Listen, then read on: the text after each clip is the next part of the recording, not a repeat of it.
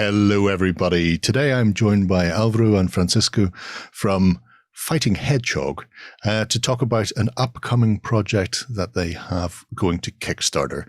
Gentlemen, it's great to have you on the channel and great to see you again. It's been so long. Awesome, Gerry. Thank you so much. I think we're very, very delighted to be here. And as always, very, very grateful to OnTableTop for all of the support it has given us in the past. Well, before we dive into what you're up to currently, I'd like to start off by letting the people at home know a bit about you. So how did you get into tabletop gaming and what's your journey been like to get you to this point? Yeah, so I don't know, and Francisco can pitch in here since he's older and was here first.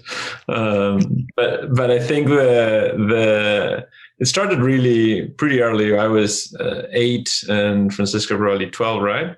And and our father came back with 2 miniatures that he held behind his back. It was an orc and a skeleton from that original third edition orange book Warhammer manual, and we picked sides. And Francisco picked first and got undead. So it seems I'm orc for life now.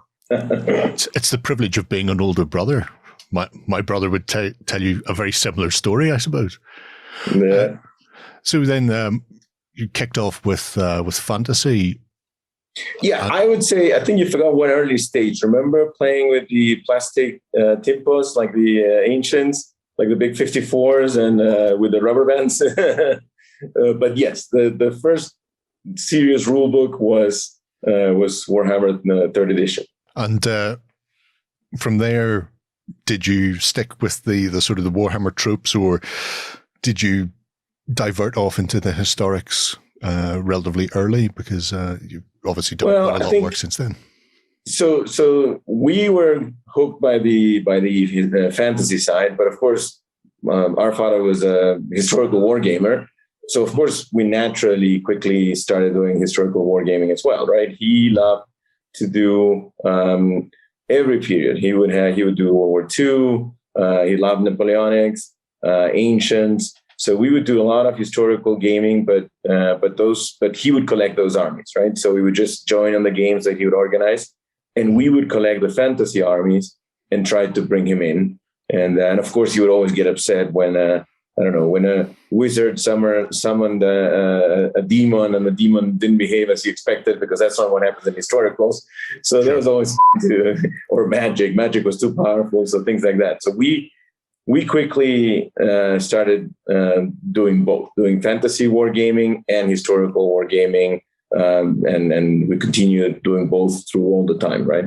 And how did that lead you to develop the Clash of Spears rule set then? Because neither of you are sort of okay. That one has to be my story. In the industry, yeah, that has to be my story, Alvaro, because I was actually.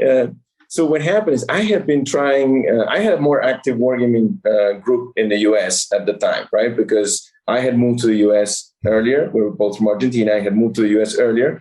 And I was in Austin, Texas, and there's a very, very extensive wargaming community in Austin, Texas. So I was playing a lot.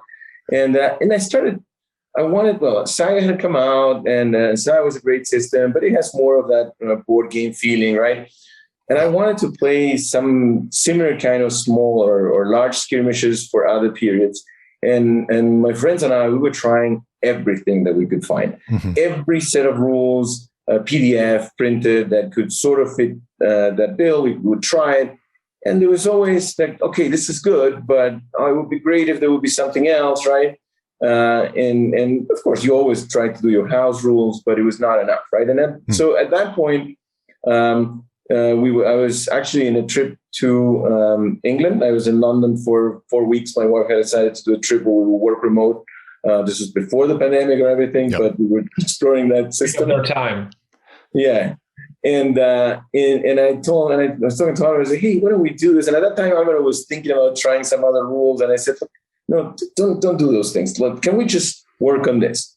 And while I was in London and he was in the US, and we started over email, started bouncing ideas. And I wrote a first set of stuff that I thought would be a good set of rules. And I sent it to him, and he said, oh yeah, this is great. And then he changed everything and sent it back. And I said, oh, this is better. and at that point we started, and I was in London working remote. And of course, in the morning, everyone in the US was asleep. So I had a lot of time. Sure. And I started writing. And he would send ideas and bullet points and I would write. And that was the birth of it. We wanted to have a set of rules that we could use to play these large skirmishers, covering ancient, dark ages, every period that would roughly fit that kind of concept. Sure. And that's when we got started. So it was actually born there in London. Well, outside of London, right?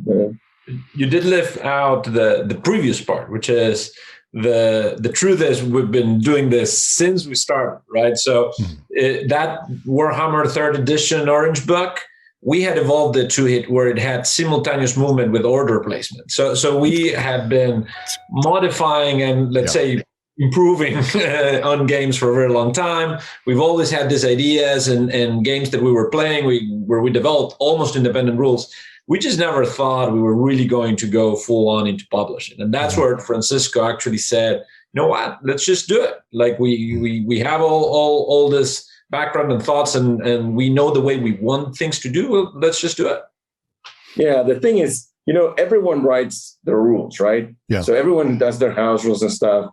So when we started, one of the key things that we did was from the very beginning, even as we were writing the playtest draft, we took extra effort to make sure that it looked very good, right? Even though it was just a playtest draft for friends, right? It really needed to look good. It needed to look like they wanted to play that, right? As opposed to just, okay, here are 5 or 6 pages of things that you can try, and you have to come and ask me every 5 minutes, what do I mean by this, right?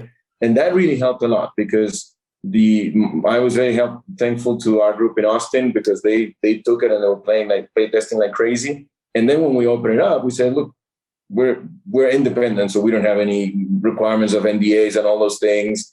And we opened it up and said, okay, anyone who wants to playtest, and we got people all over the world to playtest. It was like they were just, and they actually playtested, right? Like I don't know, we had this group from there's 2 players from I think it was Czech Republic, and they read it the first day and they came back and was like, yeah, I think there's a game there, but I don't understand anything. It's very confusing, so you have to redo all this. Okay, got it. We will rewrite it. So we took all their feedback. And it was a very, very iterative process, but very enjoyable. Well, I imagine English is not your first language coming from Argentina. Yes. So having that barrier and you're having to present something for people who use English as a first language, but then also to people who also are coming at it from a second language standpoint, but from a totally different background. At that point, the things that seem to make sense to you and your group sort of push themselves up to the fore, and having a large group of playtesters across the world can help solve those issues, because the game itself is beautifully simple once you start playing it. But when you're trying to explain to somebody, it seems very dense, and having just a wide pool of people that can play it and feed into it, I suppose is a massive help for everything. We had two funny things. One was the discussion between guts and grit. So in the end, we used grit, but originally that stat was called guts. And some of our players in Australia were like, what? That is like absolutely unacceptable. And so that we had some of those. And then the other funny story is that actually now that Clash has been translated into Spanish, not by us. So someone else took our English manual. Okay. And people from Miniaturama, which are awesome, have taken the effort of translating into Spanish and commercializing it there. Yeah. And I suppose if people are unaware of Clash of Spears, how would you sum up the sort of the core concepts for ignoring the skirmish side, but how the game plays? How would you sort of sum that up for people? Take a shot, Francisco, or you can. I'll give you my shot, and you can. So correct it. Exactly. So for me, what we wanted from the beginning with Clash of Spears was for it to feel, and this is going to sound obvious, but to feel real, to feel gritty, to feel not detached. And we love games that have great. We always wanted our game to be crunchy and to flow well. So we didn't want it to be slowed down by intricate mechanics and a lot of tables that you have to go. So it was deep challenge of getting it to flow and to be crunchy, while at the same time really transporting you there and making your decisions match what you would do in that situation. Mm-hmm. And that's what led us a lot into the mechanics of activations and fatigue.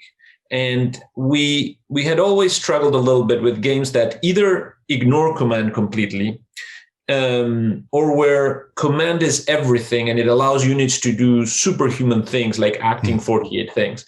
We wanted those two things to combine with each other in parallel. And so we wanted, or to interlace with each other. And so we wanted that commanders really are at the helm of what they're doing. Their characters are telling people what to do. No one does anyone unless they're told. And that running a company in real life, like that's the truth. No one does anything unless they're told.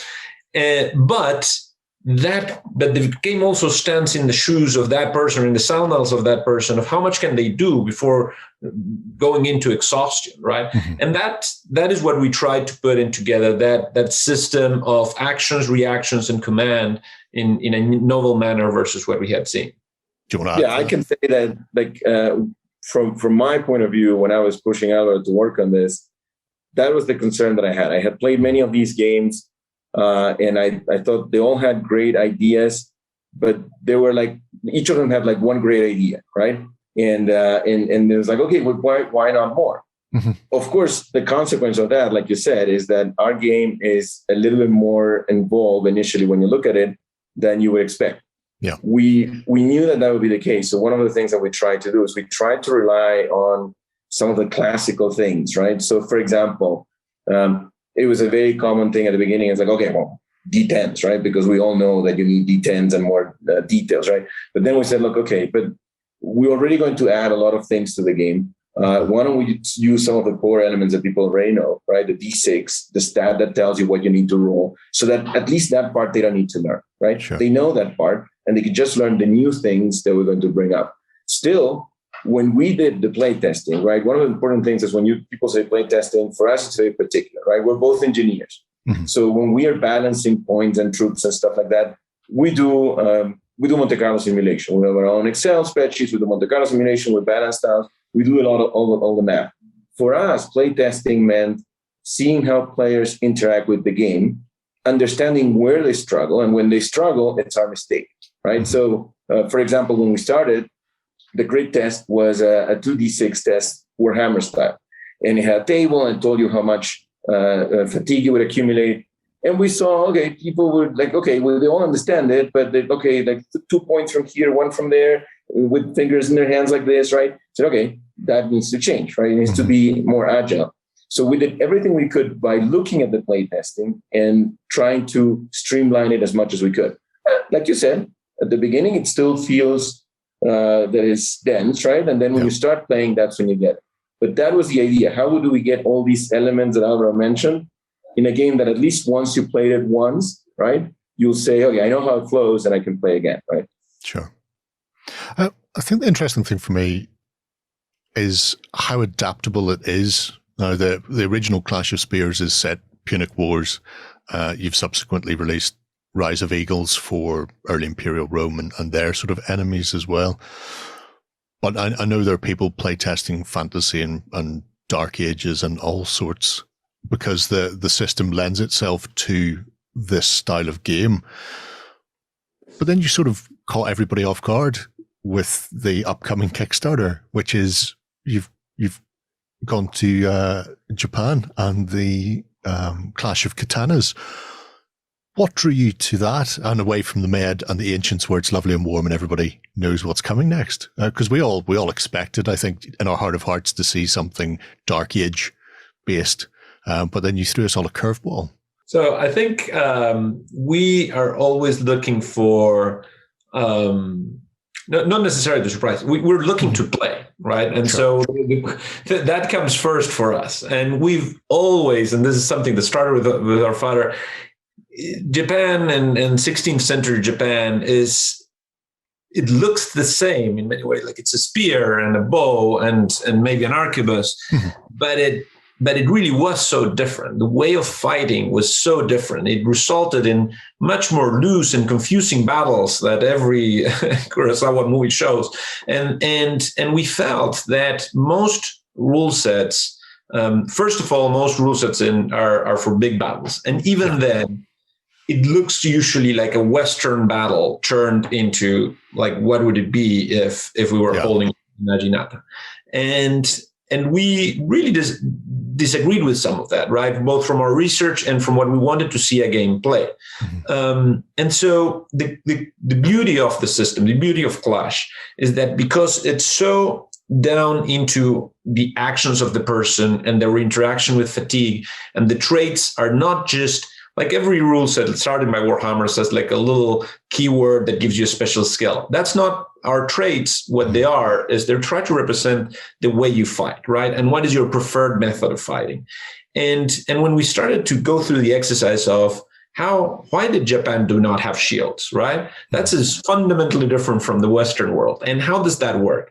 And so when we started actually trying it and playing it out, we were trying all. We were doing Dark Ages. We were doing all of those things. But Katanas really took our heart. When we went to Argentina, our father, who's the master wargamer of Argentina, and he was always very, when he finally got into Clash of Spears a little bit, he really got into it when we got to Clash of Katanas. And why?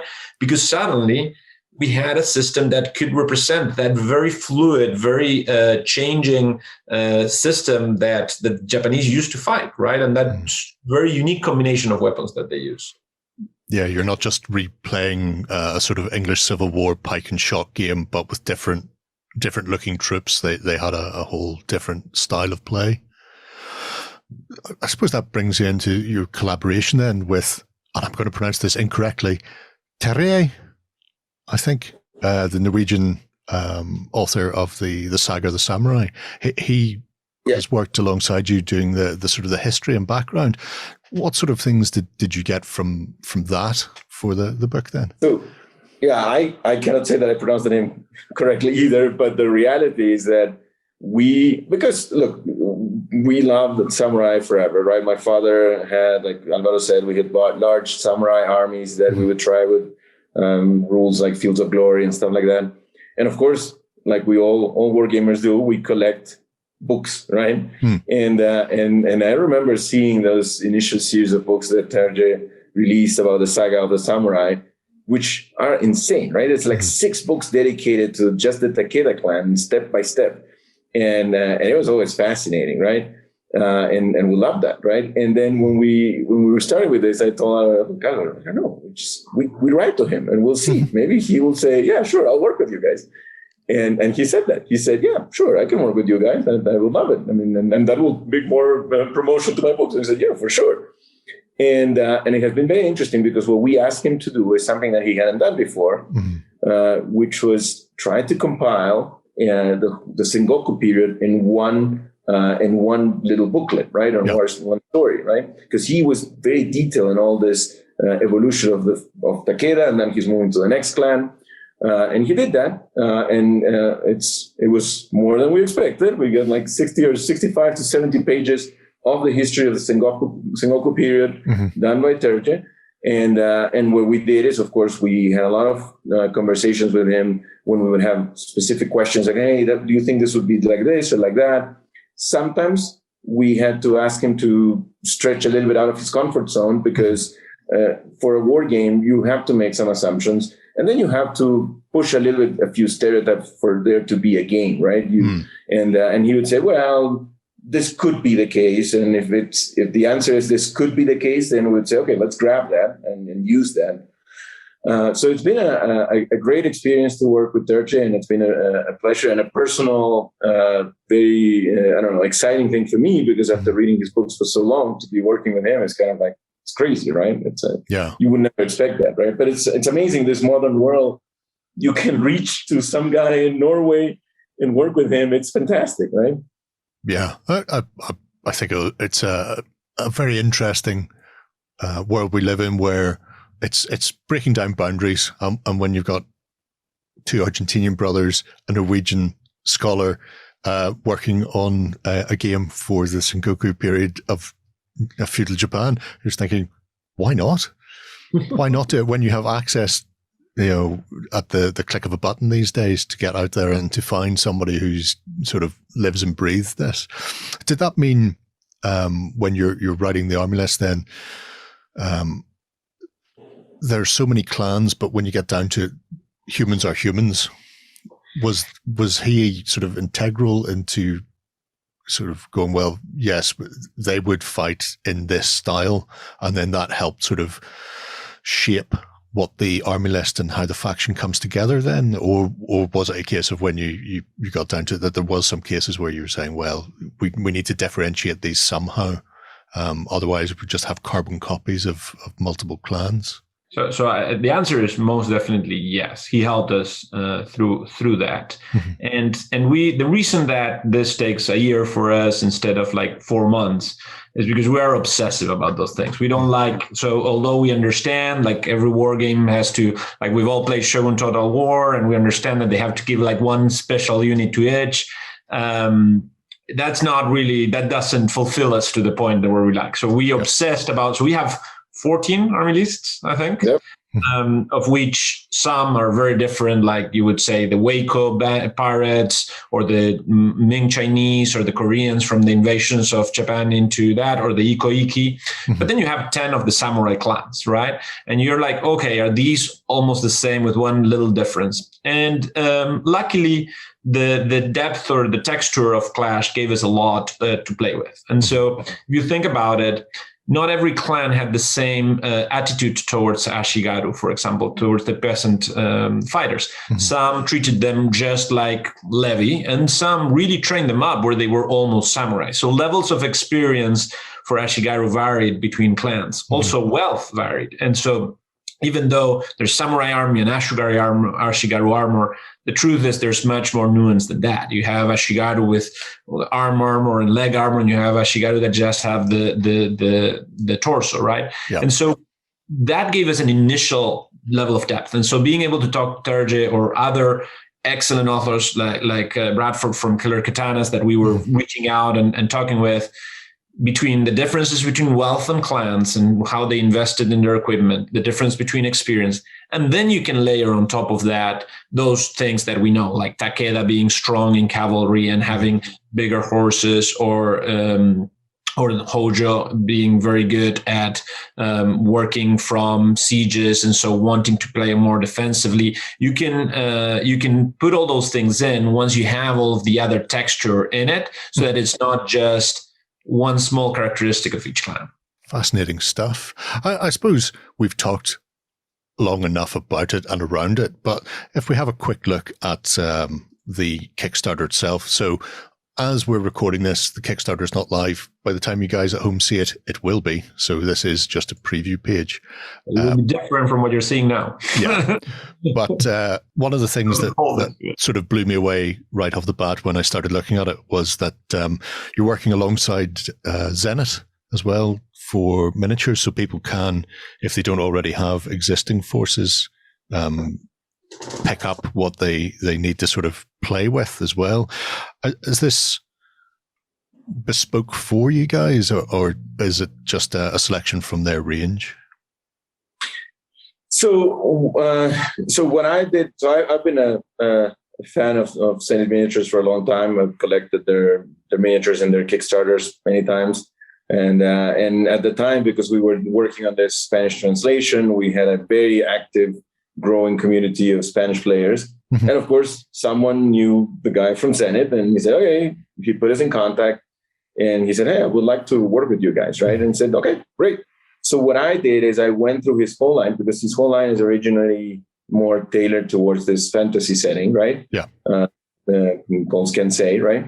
So I went through his whole line, and I said, look, I'm going to look at those units, and I'm going to identify the ones that would fit more with the historical period that we're representing, right? And we actually asked for a few extra things, right? Like, I don't know, like the followers with the tepos for the Iko-Iki.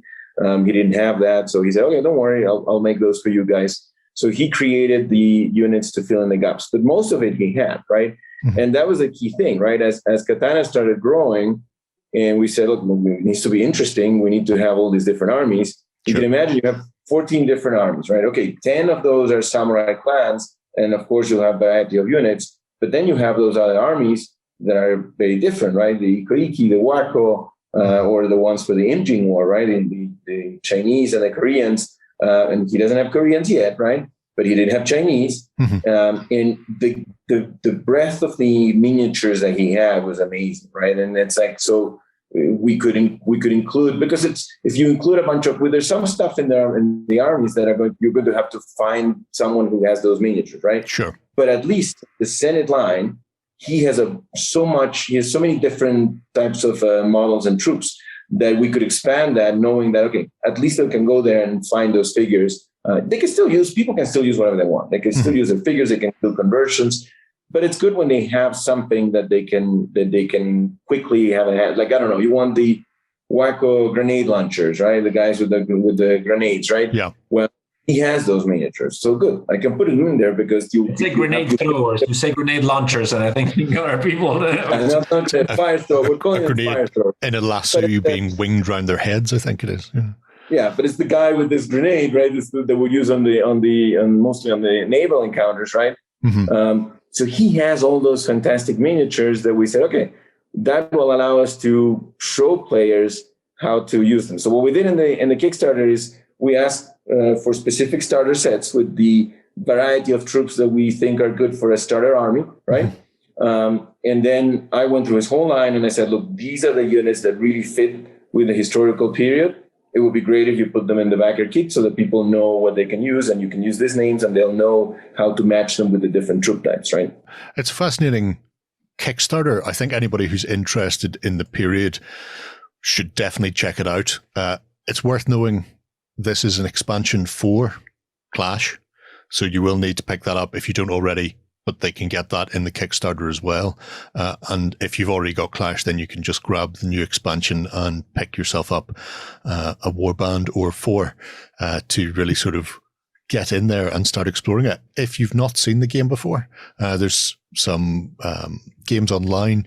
I think we did one via the internet with Lena. That was good fun. It's a long one. It's stuck on my channel somewhere. I'll put a link to that below.